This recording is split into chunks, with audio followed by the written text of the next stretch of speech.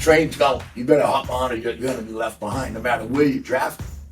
And we always talk about a family, but it's a brotherhood in the NFL. Brotherhood, obviously we take care of one another, but you're only as strong as your weakest link. You cut the weakest link, or they're no longer on the team.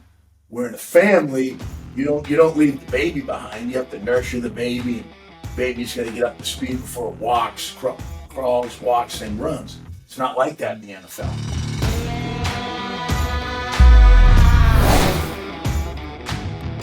So, Coach, I just wanted to catch up a little bit. I have so many questions for you. And when I think of you, you are, at the peak of coaching, but you worked incredibly hard your whole life. You're certainly a huge figure in my life, an influence that's helped me.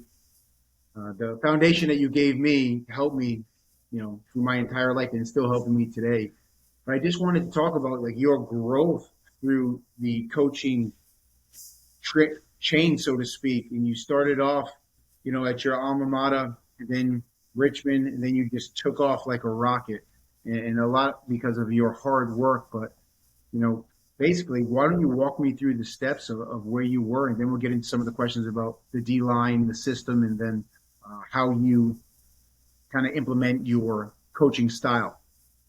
Well, I think, Mark, first of all, I really appreciate the kind words and having me on. But you were one of the probably the most dedicated players I ever had in coaching, hardest working, and obviously your play reflected. But let me take you back to Coach Reed, my college coach that you played for and Randy played for. I get into coaching because of the impact coaches had on my life. Obviously, God rest my dad's soul, great leader of our home and mentor. But Coach Reed was a special guy, and I thought he really cared about his players as well as making you the best that you could be on and off the field. So I got into coaching because I thought maybe I could have an impact, and I loved the challenges that coaching brought out in me as a person, but also the things that I could give back to some players. Now, the hard work, that's the only way I made it as a player. I was not the greatest player, but I stumbled into playing, starting every game of my career. But I think it was mainly because of the work ethic and the drive that I had to want to be the best. And I thought that was ingredients to being successful on the field and off the field. So I tried to instill that in my players at every level. You knew firsthand what that was like. But I think you can do it at the same level where I am now, coaching a future Hall of Famer in Chris Jones, or a great player in George Karlaftis or Mike Dane and guys like that. I do think you can still develop the man and then push the player. So I think part of my first reasons why I get into coaching, I still have today. I think if you don't let the player know you care, I don't think they're going to run through a brick wall for you, if that makes sense. Absolutely. And I do have this, Mark. You should know this, that in between the white lines, if you bust your ass and you give 100% effort in everything that you do, I'll run through a brick wall for you. And I know there might be some missteps along the way. You might veer off the track. But as long as you love football and love the relentless effort that you have to put forth, I'd do anything for any of my players. If that makes sense. If you're lazy and don't love the grind, I don't have much for you. Yeah, I can imagine that'd be super hard for you. And as I know your story well in how you coached me, which was very hard but very caring and very appropriate. And it was a blessing, to say the least. But, you've learned so many things over the years, like through all the different coaches that influenced you at every different team, at every different level. Was there a moment where you said, I absolutely want to coach in the NFL? Like, I have to be in the NFL? Because you were at some amazing schools. I know we had something special at the University of Richmond, but you coached at a lot of major schools. So at what point did you say, I do want to move to the NFL? Well, I think, Mark, like when you look back, okay, we had a great run at Richmond, and out of the blue, I got a phone call from Jerry Donato to go to LSU. I was 31 years old. Great opportunity, one of the most storied traditional football places in all of college football. I had an opportunity to go to Indiana, help turn around a program, Illinois, where the great Dick Butkus played, Simeon Rice, guys like that, Kevin Hardy. Opportunity to be at Ole Miss. So there was some stops, Memphis along the way. There was some stops, but then when I met Rod Marinelli, John Terling, those were my mentors in terms of my professional growth. I wanted to coach at the highest level, and I wanted to be able to win a Super Bowl at the highest level. I have an opportunity to coach the best of the best. Not that coaching at UMass versus coaching at Kansas City was any different, but that was my goal. And I had an opportunity to get that goal at 36, and I had some hiccups and almost threw that out the window. So there's been some ups and downs, but that was my goal from an earlier coaching stage in my life, and very grateful to have the opportunity because a lot of people helped me, a lot of players helped me get to that level. So I know in high school, playing as an athlete, you play high school, you get to college, like, wow, this game's fast. From college to the NFL, you think, wow, this game is really fast. What is it like coaching from college at the highest competition conference to go to the NFL? Is there a significant difference in coaching, tempo, lifestyle, and I guess, preparation? Well, I would say this, Mark. Let's take it back to the first thing you asked. So I was at my wife. I argue with my wife all the time because her brother played for us in Indiana in the Big Ten, and then I was at the SEC, and she's like, "Well, the Big Ten's better than the SEC," and I beg to differ. But when you look at the record, the last couple of years, Michigan, Ohio State, now the Oregon's in the Big Ten. Those are probably the two biggest conferences in terms of where your NFL top players come from. Okay, so coaching in the SEC or the Big Ten, coaching in the NFL, there's no difference in my opinion. What you're going to see is you're going to see players maybe a little bit more ready in terms of the competition they had at that level. But I say this to everyone coming in: picture the best player you played against all year at the level you were at. That guy's going to be playing against you every week.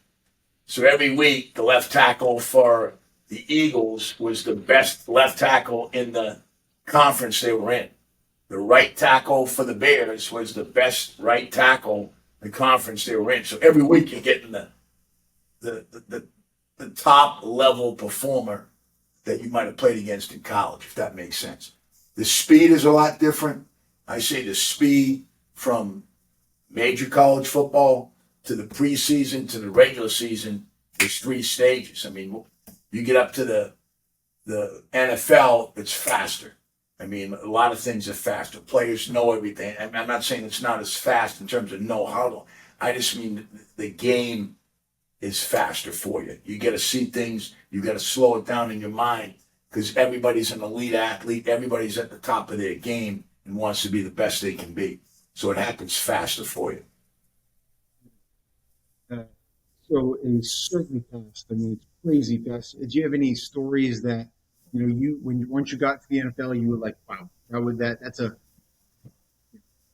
mammoth or a giant of a man or someone who is super fast, and you couldn't believe the speed? Because I remember game planning with you. You say, hey, Mark, this guy is crazy fast. Do not let him get the edge. You have to set the corner.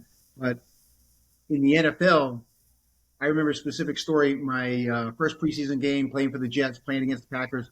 God rest his soul, Matt Snyder was the fullback for the Packers. Yes. And Played with us, yeah.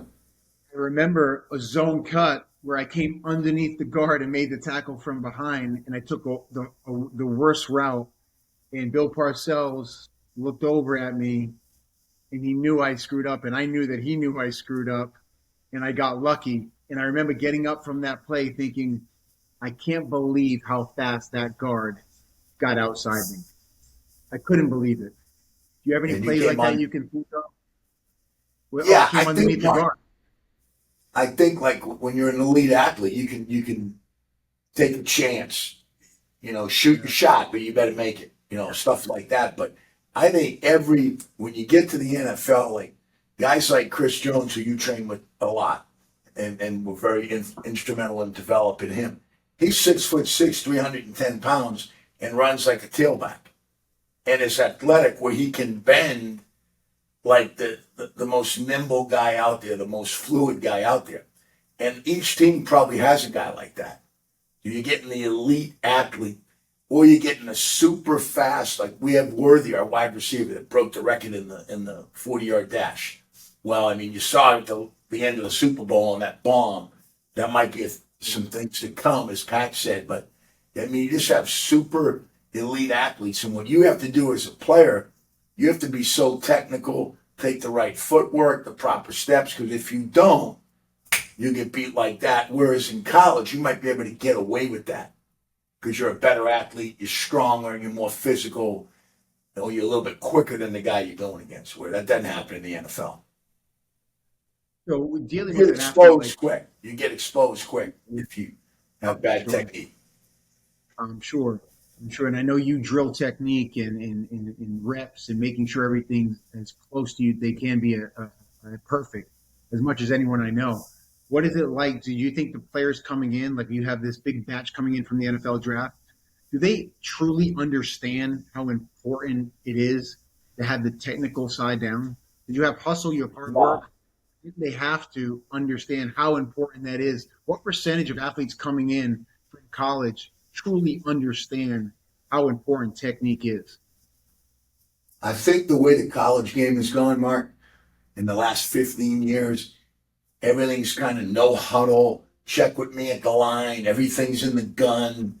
Where you don't, what I see at the NFL, you still get your traditional downhill run game. Not that you don't in college, but you don't get as many double teams. You don't get as many of the traditional run schemes. You're getting zone read, quarterback driven, where they have to catch up to that. Whereas years before, it might have been the other way around.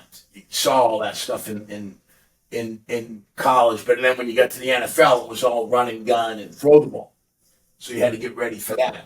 But I do think there's a learning curve that the speed is going to be fast, and nobody's waiting around for anybody. The fucking, I mean, excuse my language, but the train's going. You better hop on, or you're going to be left behind, no matter where you're drafted. And we always talk about a family, but it's a brotherhood in the NFL. Brotherhood, obviously, we take care of one another, but you're only as strong as your weakest link. You cut the weakest link, or they're no longer on the team.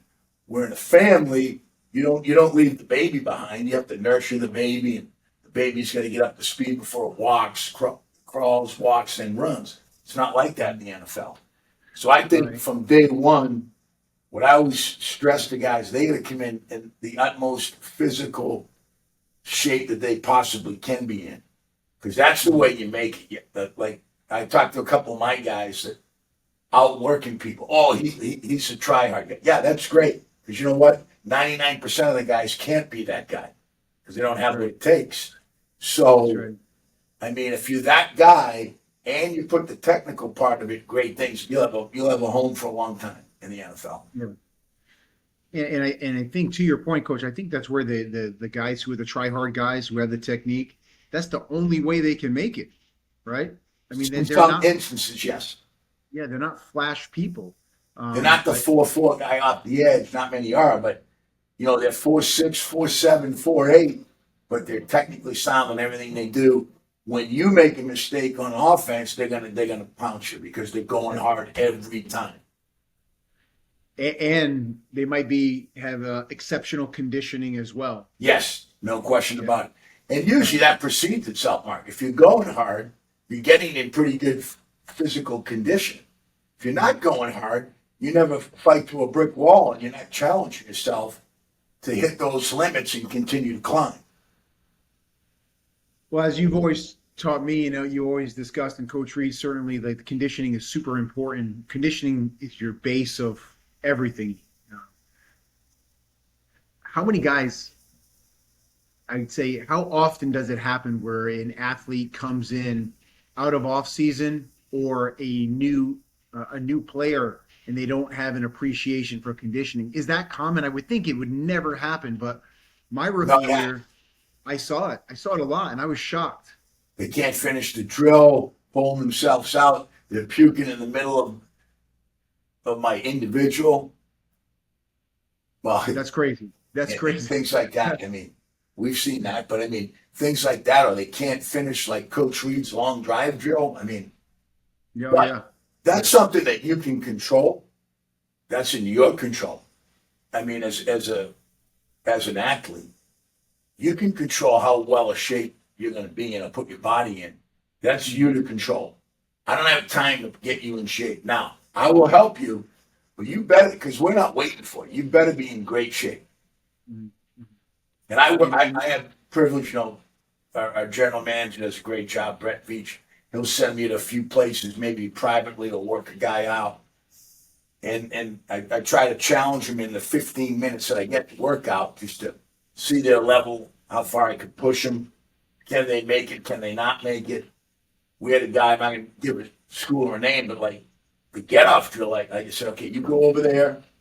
I'm going to work these two guys in my line drill. He started throwing up. I said, this is my warm up. I was like, we did 6 get offs nonstop and he's throwing up already. Now, maybe he wow. had something to eat. I don't know, but Oh, I could definitely share some stories with him. Uh, I think it's interesting because that's something that they have to have a high level of appreciation. And I don't know, Coach. It's like if you're a hard worker and you're conditioned in high school, it's probable you'll be that in college. It's probable you'll be that in the NFL. And I true. think the vets that I knew, like they're always conditioned, and that's why they play, 8 to 12 years in the NFL, which is hard to do. So Mark, so it's we lost the Super Bowl. We were having an opportunity to go for our third in a row, make history, but didn't happen. Philly played better, whatever it might be. We're trying to get back on that top of that mountain. So it's the middle of March. So it's about 2 weeks ago. Players aren't around, they don't come around for us. I mean, we started the offseason Monday, but we're doing it virtually. They come back in the building May just because of how Coach Reed does it. And I see someone running hundreds in the indoors. Holy shit, who's that? Chris. 100, 2. I counted. I was in the weight room trying to get my tail in shape. As you know, I call you every year. And I see him, and he ate. And so I said, oh, wow, what's going on? It's March. He goes, I get to get in rare form. And that's just Chris. Now, Chris is a guy that, and I said this to him on the meeting, that I get 2 goals for him. And it's selfishly defensive player of the year, career year in terms of we had 15 and a half. It's our first year together. Hey, why can't you get 20? And let's get your 4th championship ring. Let's get your 4th Lombardi trophy in your case. And I think he's striving for that. But to see him in March, but he is never a guy going on my 4th year, get first in every drill. He's in great cardiovascular shape. Now, sometimes I might have to push him a little bit to get to the ball, like all guys. But when we do our drills, there ain't no, I mean, you're never going to see him killing over because he keeps his body in great shape, working with you down in Miami, but also because that's what he knows he has to do to be a great pro. Right. I Some mean, guys don't do that. right. I think Chris has a high level of appreciation for what it takes for, as you said, Coach, for longevity. He understands that, he's got to be a certain size, but there's a very fine line. It can't be too big. He's got to stay lean as he can, maintain that weight, be strong, and make sure he can continue to go. Because as you've taught us, it's not a sprint; it's a marathon, and you have to be able to endure the entire season. No, and that's the thing. And part of that is it's a long season, 17 games now. And if you're a Kansas City Chief, you're expected to play in at least 20 to 21. And Right. that's a long, college guys, it's 2 years in one.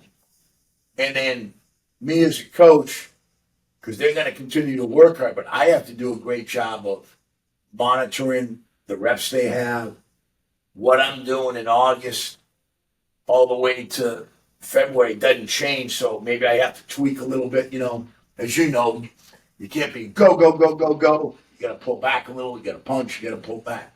But they have to have a good understanding of that as well.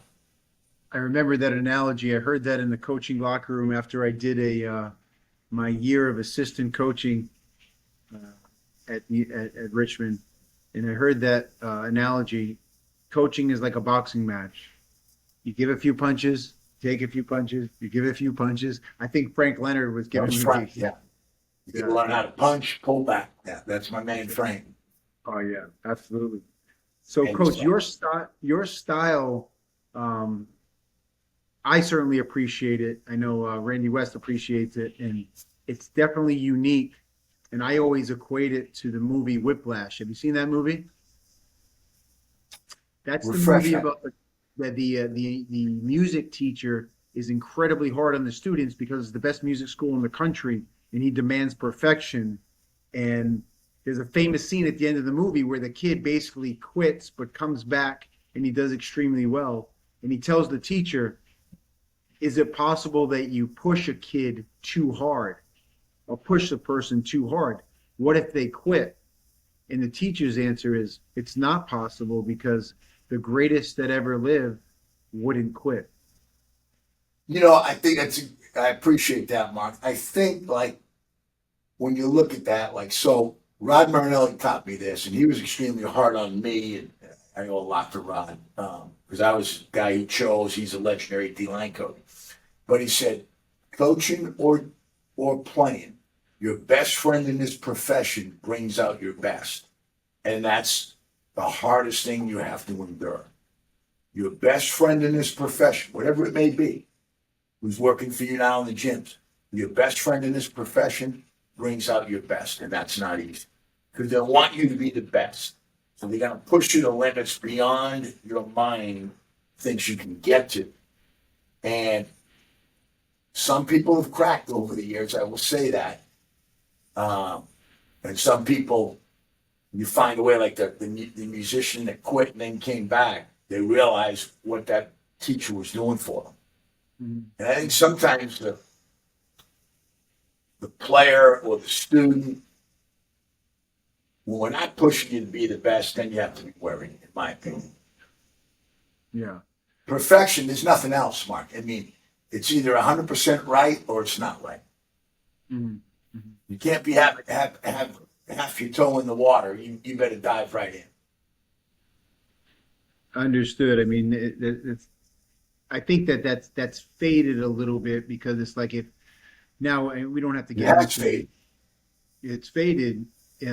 I just think because if you're too hard on me, I'm just going to bounce, and it's like. But I think that there's no more or there's less great stories of people, pushing through and persevering in rising to the top. And I think, where does that come from? Just in general, Coach, how come it's faded? Because there's a lot of great coaches like yourself and Coach Reed, and there's a lot of wonderful coaches out there. How come that's faded? I don't think, Mark, I heard this analogy a couple years ago. The kids have changed. The kids have changed. All the kids growing up have changed. No, I think the parents have changed.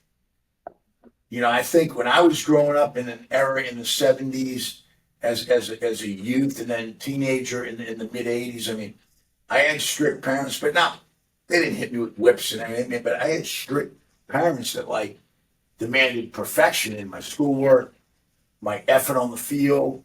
I remember my dad telling me at 10 years old when I struck out 3 times, "How many times have you practiced? Did you go to the batting cage with me? What's going on?" "No, I went to the beach with Mom and I did blah, blah, blah." I said, "All right, well, you're not going to be any good." And I started sobbing and we go down and started hitting. Then he said, "Here's what you can control. You make sure whatever sport you play, nobody outworks you. They might be better than you physically or maybe a better athlete, but no one can run. If the coach says to run a sprint, you run harder than that kid. If he says to be there at 8 o'clock, be there at 10 to 8.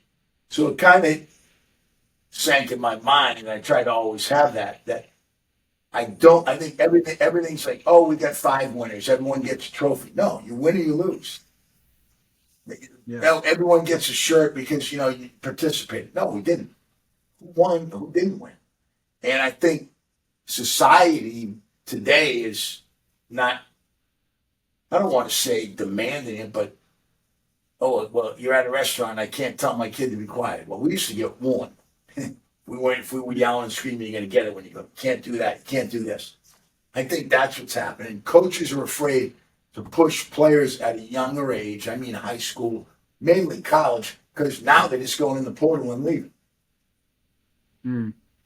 Yeah, I think, to your point with with the trophies, and I know this is a big topic. I told someone the other day, a good friend of mine, they were in a competition and they lost a competition, and I said, losing is good. It will remind you immediately why you started and what's important to you. And I always bring up the Michael Jordan story. Michael Jordan was cut from his high school basketball team until So, this day. I remember when he was inducted into the Hall of Fame, he brought up he said that coach made me who I was because I was so upset. And I thought about it every day before every pro game, and it bothered me. I said, so losing and not feeling great about it, it sucks in the moment, but it's good. It makes you better. It makes you think about what do I need to do to be better. And I also think people need to know that, I hear this all the time. Like when we talk about NFL talent, hey, Mark, who do you think's the best defensive lineman? And I'll say, this guy's the best defensive lineman. And they go, why? I go, well, he's a great player, but he also is very productive.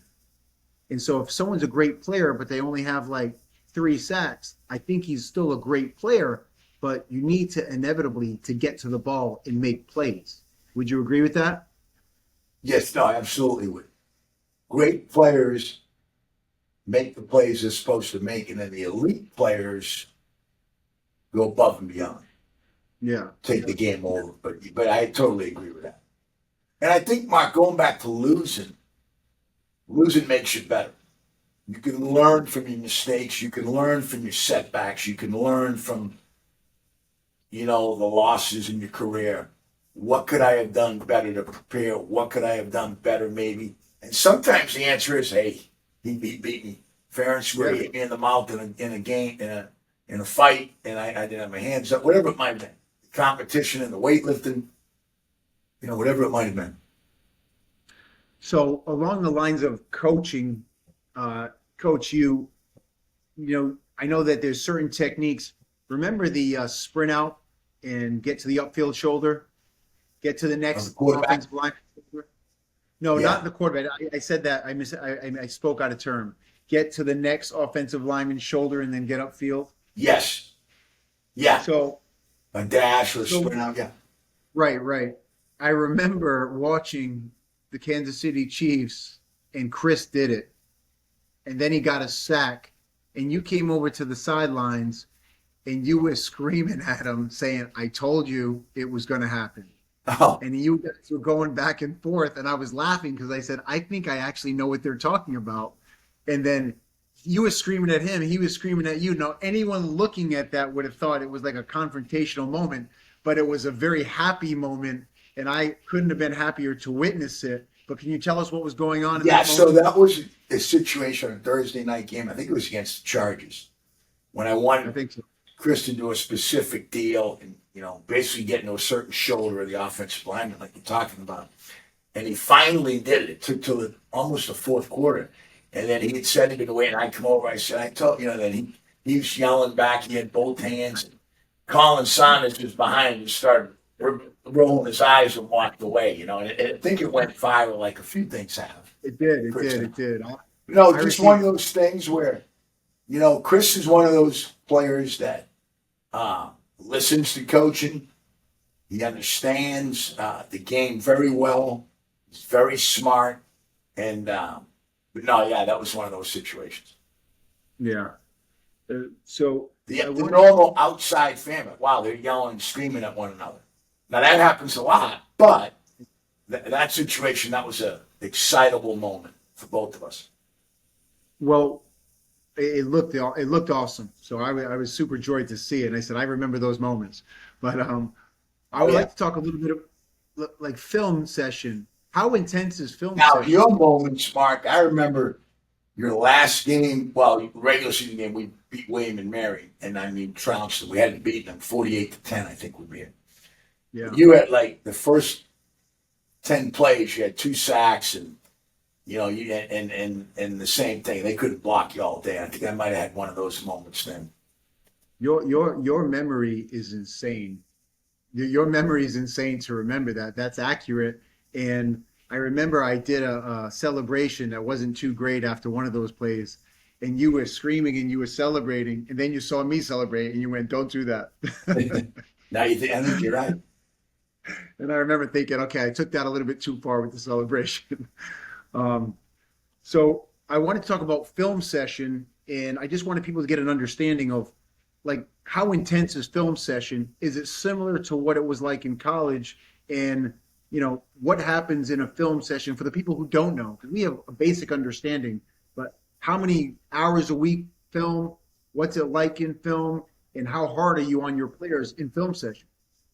Well, preparation wise, I'm going to show you. So you have every player now gets this iPad, if you guys can see it, right?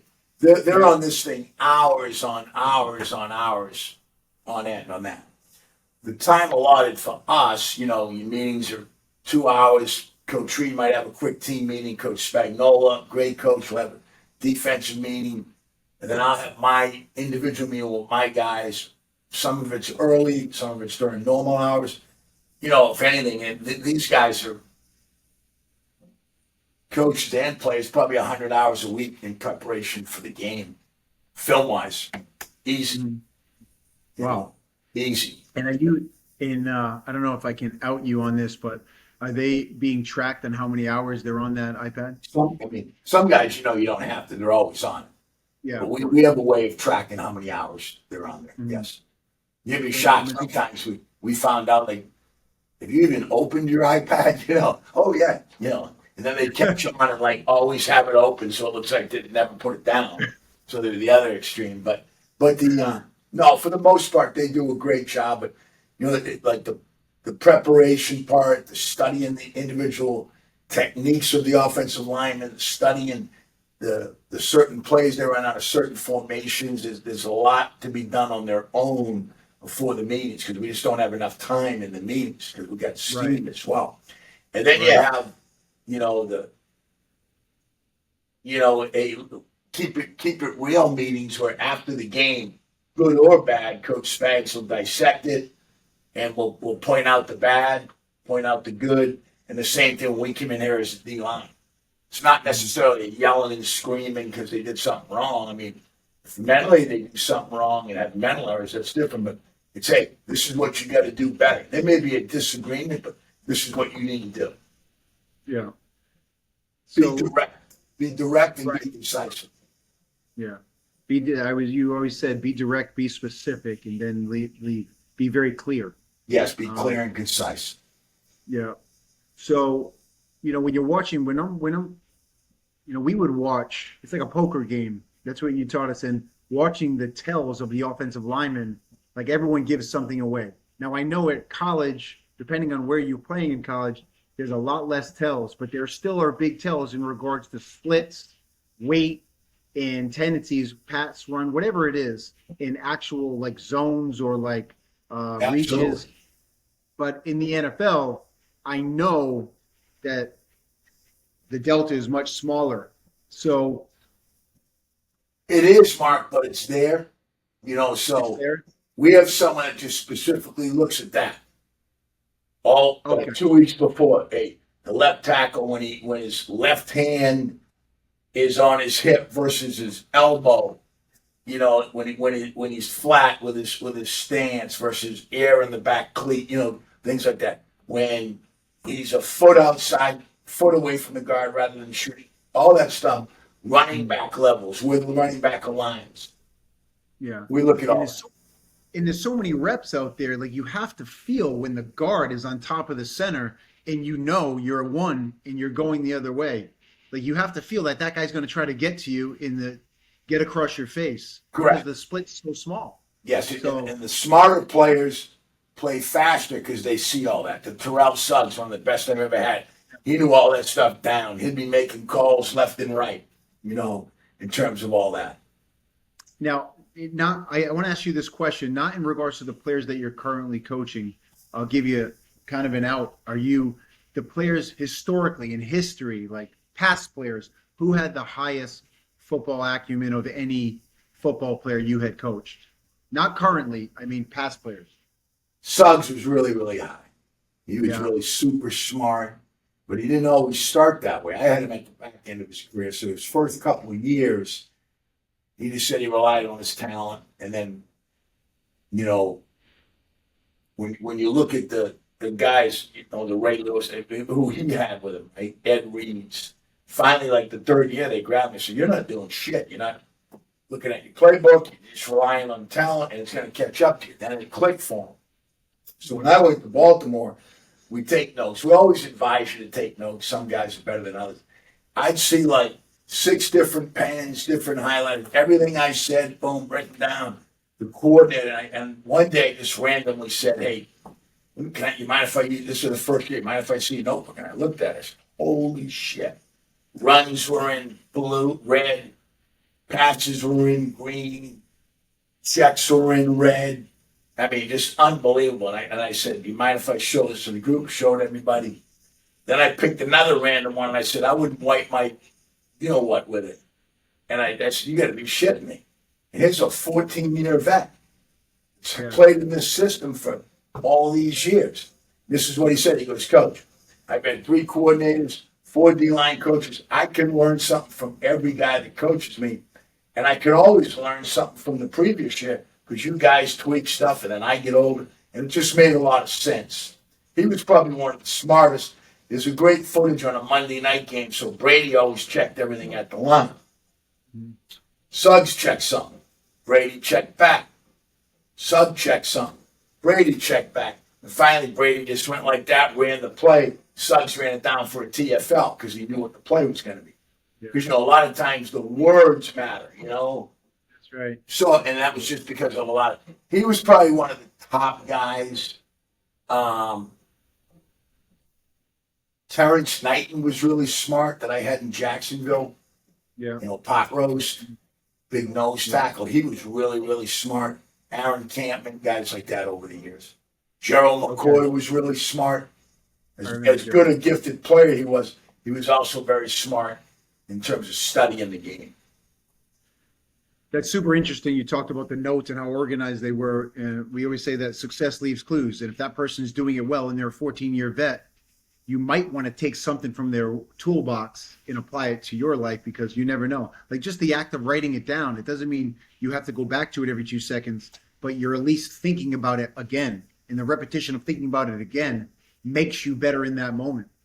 And the other thing, Mark, like with Terrell, you know, who'll be a Hall of Famer. In fact, he should have been a first ballot. He'll probably get in next year. But everywhere in the training room, he had this with him, and the iPad, right? And then he talked about his body when he got older. So the game's over. First thing he did, he went to the hot tub, cold tub, not going out partying, bang. Monday morning, so the game's Sunday, lactic acid. He got his weight workout in Monday morning at like 6:30. He wanted to get the weight, the juice flowing, the blood flowing, all that. Then he got get into his regimen.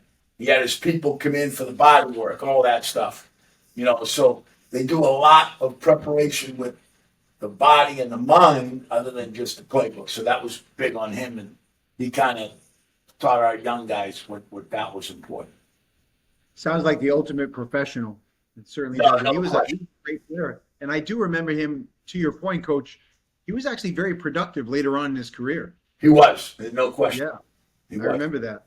I wanted to hit on leadership a little bit because I know we only have so much time here.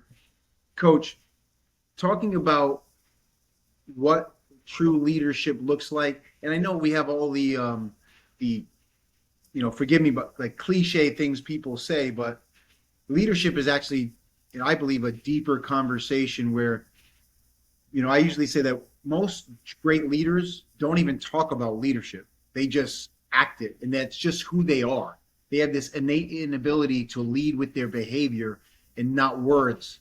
But what do you see in the great leaders that you've worked for, worked with, and then athletes? I'm talking about attributes and specific behaviors where, you know, there's a loyalty thing, there's a keep your word thing, there's a don't throw someone under the bus thing. And I know in football, football is very different from the corporate world. Like it's very different. Like it's everyone's slicing their throats in business and stuff. In the football, it's like if I'm in a film room and I say, "Hey, I didn't make the play," and I look over my shoulder and say, "The linebacker didn't give me the call." Like that relationship's over, right? Right. So, talk to me about leadership and how you identify leaders. Like for example, you guys get a guy from in the draft. You could tell immediately that he's a leader.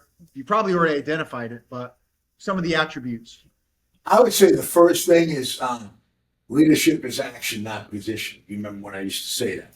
What I mean Yeah. by that, you should be seen, not heard by your actions. Are you first in every drill? You bust your ass in everything in your individual work.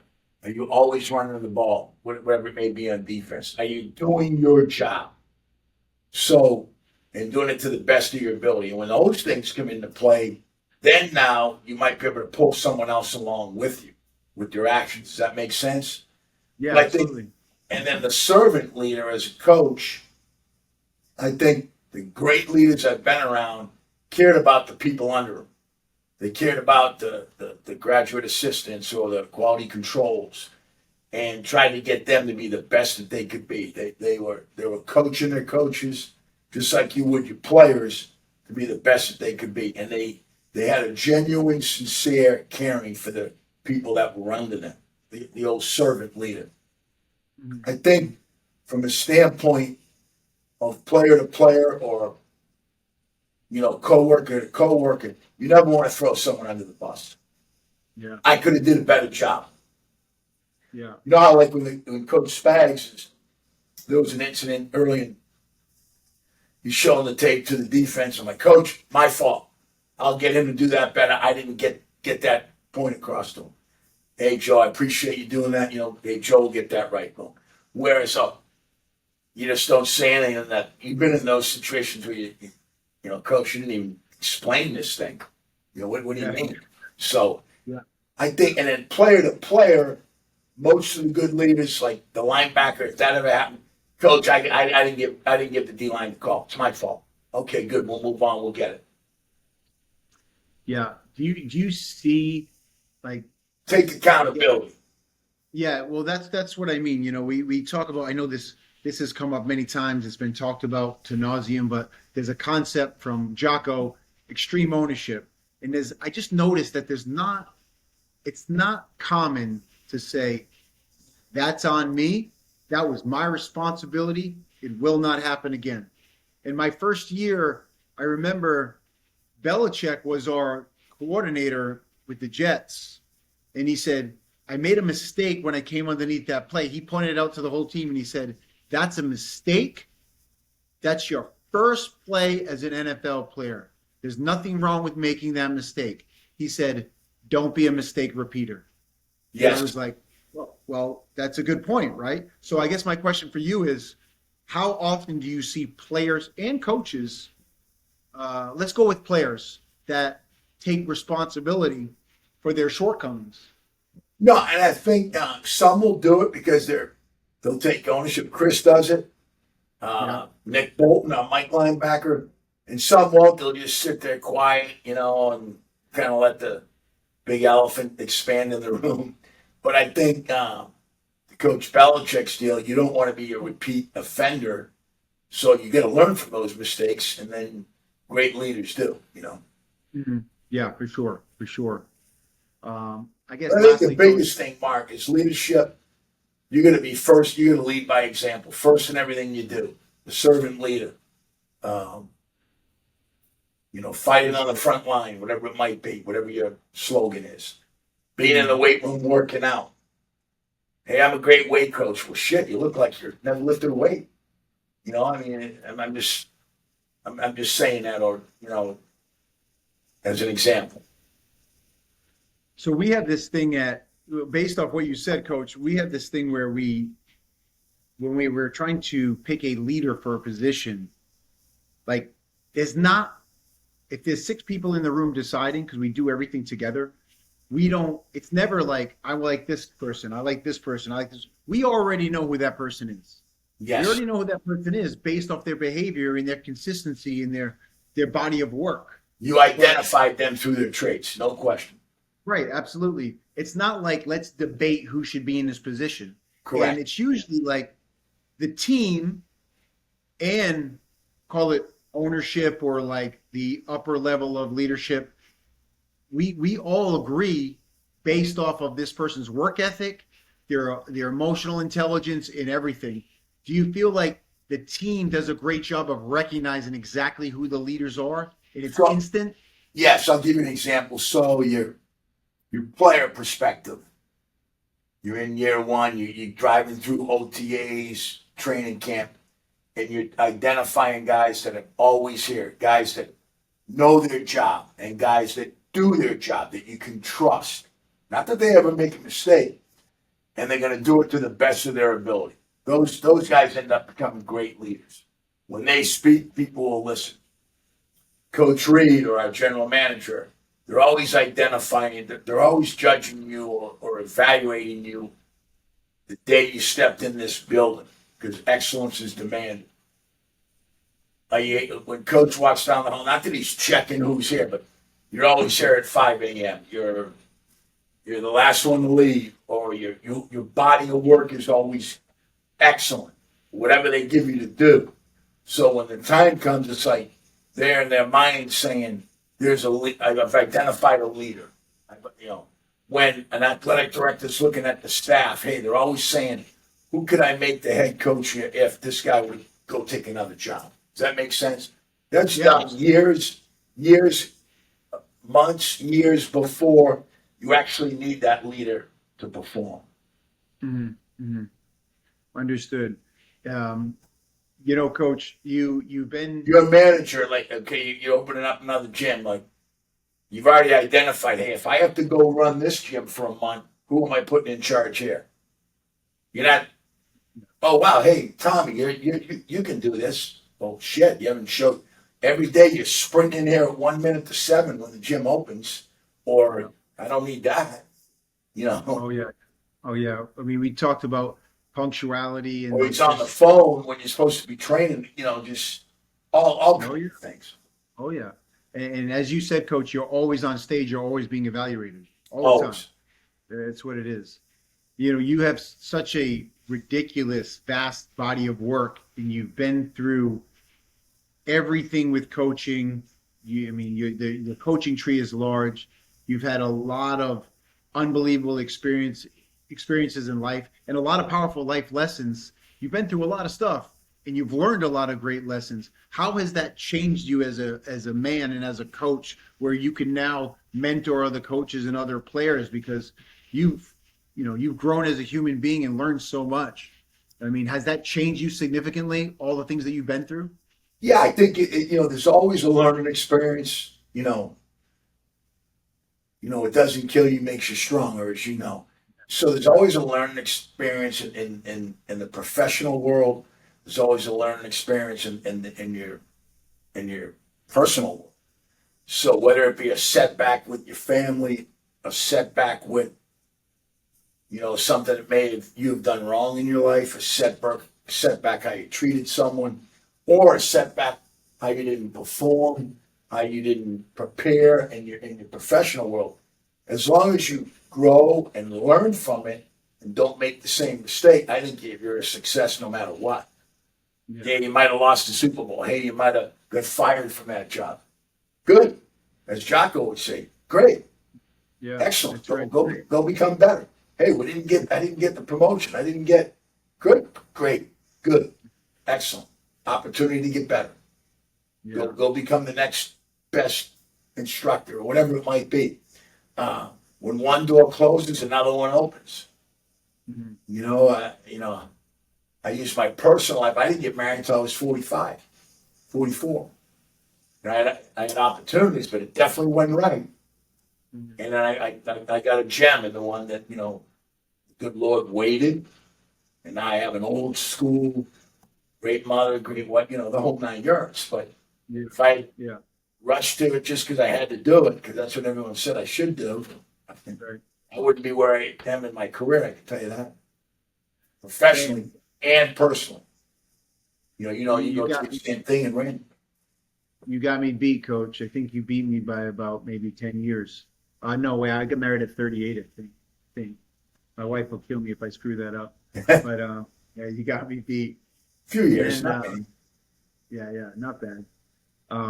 So, Coach, finally, I really can't thank you enough for doing this. I mean, I could talk to you for like 5 hours. I know your time is limited, but if you had to give it some thought here, and you have to give some advice to someone who's chasing like a dream and they're really trying to go after something and it's really hard and they may be emotional, they're having a really tough time with things. And we always say like, it's quitting, right?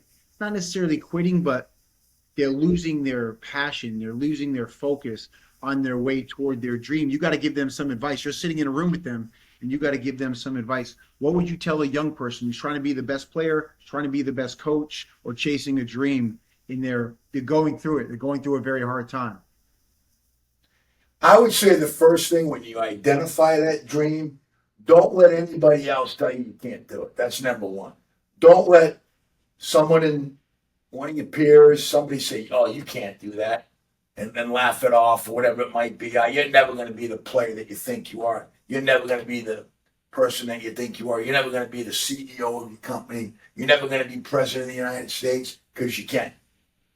Yeah. How many elections did Abe Lincoln lose before he became president and really shaped America as it is today? I mean, one of the greatest presidents ever lived, right? Yeah. I mean, you look at all the great athletes. I mean, what if Michael Jordan had quit because he didn't think he was any good at basketball? What if he had quit? Crazy. The thing I would say is like, you never know when you're gonna hit your dream, because if I know this, you're never gonna hit it if you never try. And what I mean by that, give everything you have, physically and mentally, for that dream. Everything, not half-ass it. Give everything you have, 100%. You can't go 110. Give everything you have, 100% effort mentally and physically. And you know what? You may not get that dream, but at least you know you gave it everything you had. Everything you had. Yeah. Great line, still one of my favorite movies of all time. And as a young kid living this dream, Miracle. Oh yeah. When Herb Brooks said, the night they played the Russians, 10 times they might lose 9. But he said, he's like, no matter what's done on this ice tonight, you guys are great hockey players. Don't ever forget that. No matter what happens on the score. And then he said this, he said, tonight we will be the best team because you've worked to get there. And obviously, look what happened. Those were all kids. Those weren't professional. Those were college kids. Or, it's like anything. I mean, I'm a big Boston fan, and so are you, Mark, when the Sox were down 3-0 in '04. Never going to win. Big Pop hit the home run to take it to the next game. Then he had the base hit, took it to New York, and they finally won a World Series. I mean, Kevin Millar was running around. You should have beat us last night. You should have beat us last night. Everyone thought he was nuts, but he believed it. Oh yeah. I mean, Yeah, there's certain. I mean, when we played Christmas Day 2 years ago, we got our ass kicked by the Raiders. Kicked. I had to go home Christmas Day. My 9, 7, and 5-year-old are waiting to get gifts from Santa Claus to open. I'm miserable. My wife said, "Get that look off your face. It's Christmas." I put ESPN on. Oh, the Chiefs are no good. They're not going to the playoffs. Shut it off. I'm like, all right, I'm tuning out. And my 7-year-old comes up and says, "Dad, we're going to go to the Super Bowl." I said, "We are? What do you know?" She goes, "We're the Chiefs, and we have Patrick Mahomes." It's okay. Well, we went on a run that no one expected us to do. We beat the Bengals to win the division. We took a bunch of guys out to LA that really didn't have a chance to play in the postseason. We weren't playing this one, and they got it a 13-9 win or 12-9 win. And then it carried us over. We beat Miami in sub-zero weather, 28 below. We went to Buffalo. We beat Buffalo. We went to Baltimore when they said it couldn't be done. Beat them. And then we beat San Francisco and won our back-to-back Super Bowl. So there's always something, you know. And I think whether it be a personal or professional goal, number one, don't let someone say you can't. Number two, give everything you have mentally as well as physically. And I always say this, the chips will fall where they fall. Absolutely. Absolutely. I love that story. I love that story. And you guys have been in a hell of a run, no doubt, for the because of your coaching, Spags, and all the awesome coaches. Man, what a great coaching tree. It's incredible. I love watching it. So kudos to you, Coach. Randy West, do you have any questions? Do you have more time, Coach, or? I got a couple minutes, yeah. Hey, so there's a lot of talk and a lot of discussion at the college level, because you talked a little bit about it earlier, about the portal. But I think people want to hear more from NFL coaches and staffs. Like, how does that affect how you guys assess these players coming in to the professional league now? Because they're not necessarily spending, multiple years in one staff or one system. They're moving all over the place. Like, how is it changing the way you guys assess the players coming into the drafts now? Well, I think that's a great question, Randy. I think first and foremost, they're basically getting professional football at the collegiate level now with the portal and with being able to go. It's open. It's the wild, wild west in terms of free agency without rules, and they're getting paid. Some of the players are getting paid, like in the NFL, more than their college coach. Some are getting millions, and if they don't like it, they're moving on. Like the incident at Tennessee with the starting quarterback finally gets him to a playoff. Then he wants more money. You can't push the player like you can, at least in the NFL. We own them, but they'll just go into the portal. So I think it's one. You really can't. In the old days, why is that guy transferring? Well, now it's transferring because he's getting more money. I don't think it changes us, but it does change from a standpoint. You don't get the true evaluation from the coach like you would if he was there 4 years. One from a standpoint of us wanting to get the player or not to help with your evaluation. And two, I think they're more NFL ready in terms of being ready for free agency and how they're going to be treated. So the business side, I think it prepares them for the business side of it. It prepares them for the business side, yes. Okay. That's I mean, the only other thing I was really interested in hearing you talk about when you said earlier, it sparked my interest, was when Mark mentioned how great your memory is. And just, I just kind of off, nostalgia of the game of football. Like, can you expand on like why you have such a great memory about these different plays and different games and different moments, and it's just something so great about the team and the unity in the game of football. Like, you don't forget those moments. Like, they stay with you for a lifetime. Just talk a little bit about the game of football and why you love it so much, and what it's brought to your life. Yeah, I think football is, the avenue that I took in terms of going the path of playing collegiate football, played high school football, great mentors, Jack Ramo, my high school coach, Jim Reed, who's still a dear, dear friend and like a father figure, Rod Marinelli, John Terling, but the love of the game is, and the pureness of the game is still there. And I can remember plays that I made as a player. I can remember the great plays that players of mine have made, and like we'll be sitting in meetings and Coach Spags will have the clicker and be like, I said, that was in the Cincinnati game. Joe, what do you mean? Yeah, that happened in, I think it was the second quarter, Cincinnati game on our right hash, that happened. Kalafdis did that. And be like, geez, Joe, you got a good memory. But the reason being, that's my guys, So I can always relate to that, even years and years before. So I think, A, for the love of the game, the passion for the game, and then remember what my guys did. Have you had to have you had to scale back that intensity that you've had as a coach? Because y'all were talking about it earlier, just about how you approach, coaching a player and what your style is like at the level you're at now, and with the way kids are, the way kids are being brought through the system. Like you said, it's not that the kids, it's not their fault, and it's not that they're changing. It's just the way that society has like kind of driven them through the system. Like, have you had to scale back your intensity or the way that you coach your players? No, I wouldn't say that at all. I would think, like I always say, don't confuse loudness with being mad.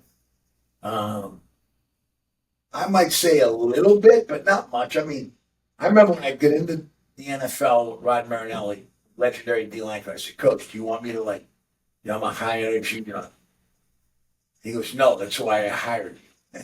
I don't want you to scale back.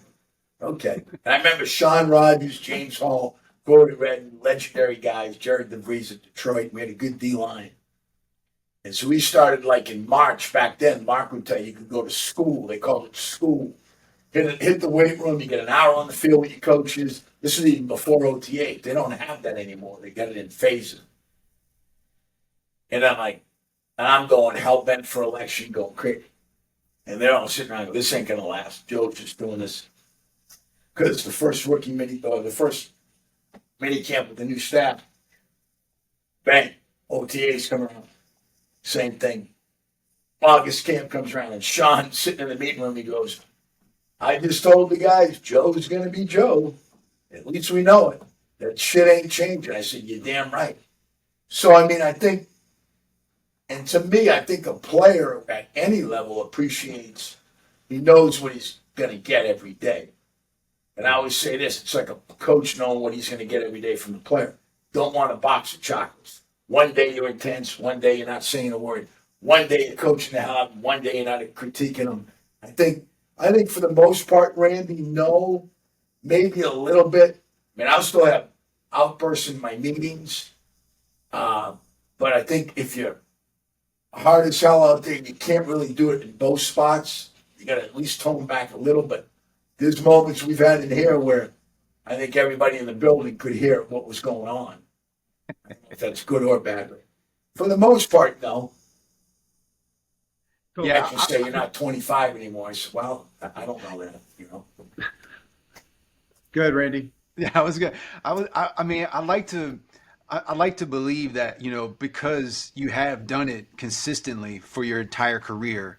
I wonder if it would be harder for a young coach to come into it now with the same intensity and aggression and high level performance that you bring to coaching, and get away. Because I mean, I spent 15 years coaching high school football, and when I finished my last year in 2019, coach, not even a fraction of the intensity that you bring would be acceptable at that level, like at high school football. Like, it was very rare to find somebody that would allow you to do that without either offending somebody or getting in trouble with administration. The day that happens, I always tell my guys, my way works, and I'm not changing. Now, you got to understand too, Randy, and again, this is going back. I still have never called a player a mother effer, ever. Now, I may say, get your blankety blank ass to the football. There's a difference, right? So you got to take that in perspective. And then I think high energy is demanded by my players. You got to show the same. Coach Reed was the same way. And I agree with this. Wow, this guy's crazy out there. He's nuts. Like my wife jokes when she first met me, she watched the practice. Who was that lunatic on the sideline when I was in Indiana? And now I didn't date her for a few years later, but anyhow, it's like she's like, that's the guy that was yelling. Yeah, that's him. Okay, but it's. I think if you change who you are, I mean, be who you are. If you're not that high and intense guy, be who you are. There's great coaches that always like that. And I would say the same thing to a young coach.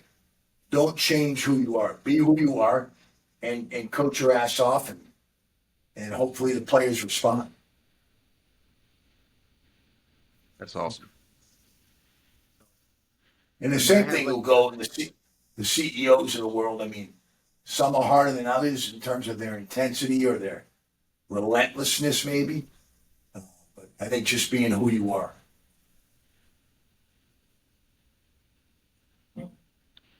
Randy, you got anything else? No, that was. I know I'm almost at 12:30, so I don't want Well, to help them I up. appreciate both you guys. Coach, thank you very much. me on. Really, thanks so much for doing this. Anytime, Mark, and for the viewers out there, I don't even know if this is live or not live, but Randy West, Mark Megna, two great players at Richmond. Mark professionally played 10 years, both in the NFL, Canada, covering muscle and fitness. So if you're out there wanting to join his gym, he knows what the hell he's doing. Thank you, Coach. I appreciate And it. the hardest working, most relentless player I ever coached. That's right. That's right. I appreciate that, Coach. That means the world coming from you. Please give our best to your family and your wife, and make sure everyone knows that how much we appreciate you. And I'll send this over when Randy's done working through it. So thank you so much, Coach. Absolutely. Yeah, thank you. Have a great day, guys. Bye-bye.